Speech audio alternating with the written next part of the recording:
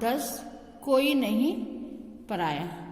यहाँ पर जो है गोपाल दास नीरज जी ने बताया है कि मेरे लिए कोई भी पराया नहीं है, जो सारा ये संसार है वही मेरा घर बार है करके बताया है। इसी का वर्णन इस कविता में किया है। देखिए इनके पंक्ति हम पढ़ते हैं।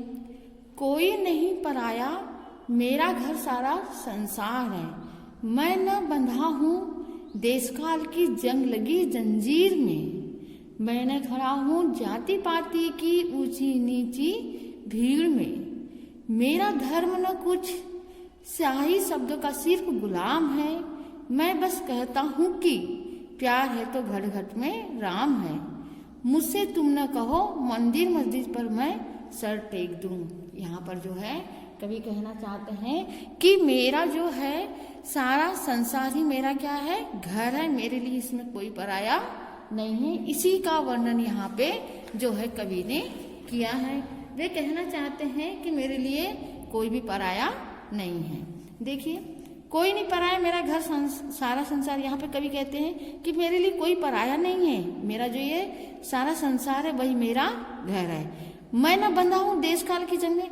कवि फिर पुनः कहते हैं कि मैं किसी देश या समय के अधीन नहीं हूँ, मैं उनके अधीन नहीं हूँ, मैं उन्हीं के लगी हुई जंजीर से बंधा हुआ मैं नहीं हूँ, और ना ही मैं न खड़ा हूँ और ना ही मैं किसी जाति पाति को मानता हूँ और ना ही किसी उच्च नीच को मानता हूँ। मैं किसी इन दोनों के भीड़ में मैं खड़ा हुआ नहीं हूँ, क्योंकि मैं कोई भी जाति पाति को भी नहीं मानता और अमीर गरीब को भी उच्च नीच को भी नहीं मानता हूँ।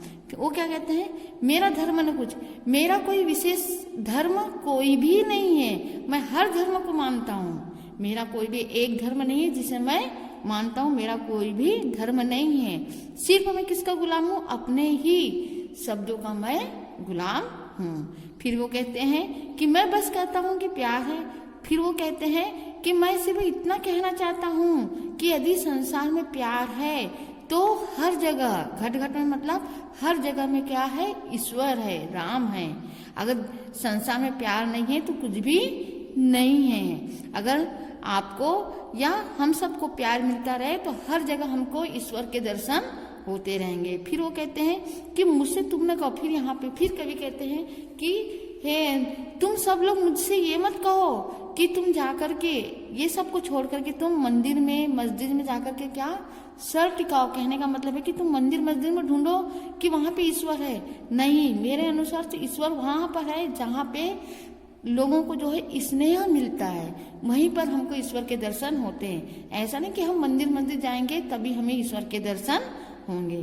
फिर यहाँ पे फिर जो है कवि पुनः कहते हैं मेरा तो आराध्य आदमी देवालय हर द्वार में। फिर वो कहते हैं कि मेरे लिए तो हर आदमी ही, जो प्रत्येक आदमी वही मेरा क्या है, आराध्य है। मैं उसे ही मानता हूँ, उसी की आराधना करता हूँ।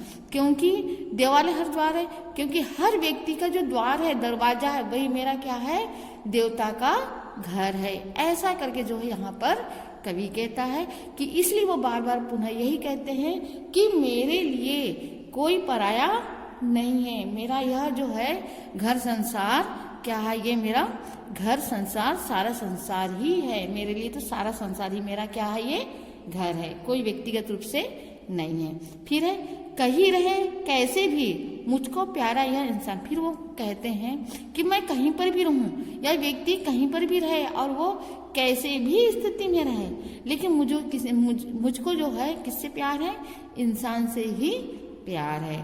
मुझको अपनी मानवता पर बहुत बहुत अभिमान है। फिर वही कहते हैं कि मुझको जो अपनी मनुष्यता है, मानवता है, उस पर मुझे अपने लिए बहुत बहुत गर्व है, अभिमान है। अरे नहीं देवत्व, मुझे तो भाता है मनुष्यत्व। वो बार बार यही कहते हैं कि मुझे किसी प्रकार के से मंदिर मस्जिद में जाकर के देवत्व को पूजा करना, ये करना, ये मुझे नहीं भाता है। मुझे तो सिर्फ मनुष्यत्व यानी होता है मनुष्य के गुण, उनके व्यवहार ही भाता है कि जो जिस व्यवहार से वो मुझे स्नेह करते हैं, मुझे वो व्यवहार भाता है। मनुष्यत्व ही भाता मतलब मानव की प्यार ही भाता है। फिर वो बोलते हैं और छोड़कर प्यार नहीं, स्वीकार सकल अमर तत्व भी है। और मैं इन प्यारों को जो है लोगों के इन प्यारों को छोड़ करके मैं किसी को भी स्वीकार नहीं कर सकता।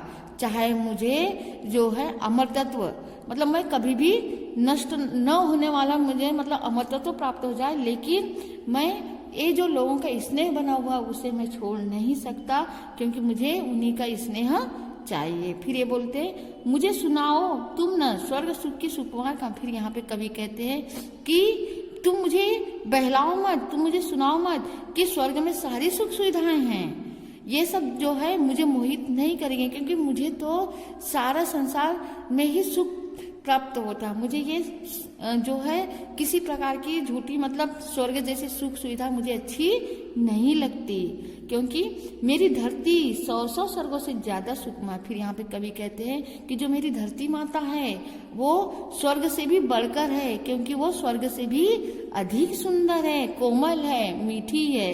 इसलिए जो है जो पृथ्वी में जो सुख वैभव है वो स्वर्ग जैसे जगह में भी नहीं है। फिर है कोई नहीं पराया, मेरा घर सारा संसार है। फिर यहाँ पे कवि पुनः कहते हैं कि मेरे लिए इस संसार में कोई पराया नहीं है, मेरा जो है सारा संसार ही क्या है, घर है। फिर यहाँ पे जो है कवि फिर नेक्स्ट पंक्ति में से बताते हैं कि मैं सिखलाता हूँ कि जीवो और जीने दो संसार को। फिर यहाँ पे कवि कहते हैं कि हे वीरो, हे भारतवासी, मैं तुम्हें सिखाता हूँ कि तुम दूसरों को भी जीने दो और खुद भी शांतिपूर्वक इस संसार में निर्वाह करो, क्योंकि हमें जो है दूसरों को भी जीने देना चाहिए। सबको स्वतंत्रता का अधिकार प्राप्त है, इसलिए सब अपने अनुसार जिए। जितना ज्यादा बांट सको तुम बांटो अपने प्यार को। फिर यहाँ पे कवि कहते हैं कि तुम जितना बांट सकते हो आपस में स्नेह को बांटो, क्योंकि जो स्नेह अगर तुम बांटोगे तो तुम्हें स्नेह ही मिलेगा, ये दिनों दिन बढ़ते जाएगा, कम नहीं होगा। अगर बांटना चाहते हो तो आपस में प्रेम बांटो, जो है हमेशा बढ़ते रहता है और बढ़ेगा। फिर है हंसो इस तरह हंसे तुम्हारे साथ दलित या धूलभी। दलित यानी होता है नीचे गिरा हुआ। तो यहाँ पे कवि ने कहा है कि अगर तुमको हंसी आ रही है तो हंसो इस तरह कि जो नीचे गिरा हुआ भी तुमको देख करके क्या करे, वो भी हंसे, वो भी मुस्कुराए। और चलना भी है तो चलो इस तरह कुचल न जाए पग से कोई सूल भी। सूल यानी होता है कांटा।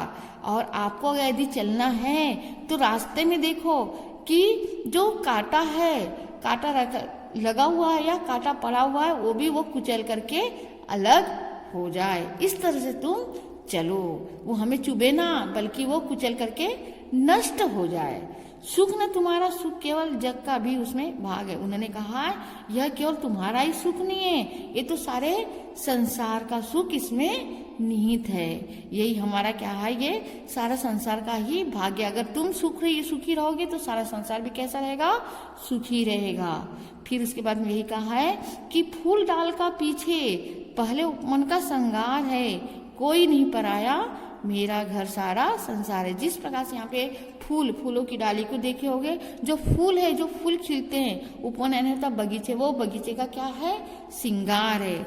मतलब आपने देखा होगा कि बगीचे में अगर फूल खिलते हैं तो बगीचे कितने सुंदर दिखाई देते हैं। तो यहाँ पे यही बताया है कि फूल जो है क्या है, इस बगीचे का श्रृंगार है। इसी प्रकार से यहाँ कवि बार बार यही कहते हैं कि मेरे लिए कोई भी पराया नहीं है, सभी क्या है, ये मेरे अपने हैं, क्योंकि जो सारा संसार है मेरा घर है। जो है यहाँ पर कवि सारे संसार को अपना क्या चाहता है, घर मानता है। और वो बार बार यही कहना चाहता है कि मेरे लिए कोई भी पराया नहीं है, ये सब मेरे घर बार है। ऐसा करके जो है बार बार कवि जो है यहीं पे प्रेरित करता है कि आप अगर जैसे ईश्वर को आप मंदिर मस्जिद में ढूंढते हो, मंदिर मस्जिद में मत ढूंढो, बल्कि लोगों को क्या करो, स्नेह करो, लोगों से दोस्ती करो, अपना स्नेह बढ़ाओ। आपको अगर जो गिरा हुआ है, दलित है, उसको उठाओ, उसको गले से लगाओ, तो आपको जो है किसके दर्शन हो जाएंगे, देवी देवताओं के दर्शन हो जाएंगे। ऐसा करके जो है कवि ने यहाँ पर बताया है।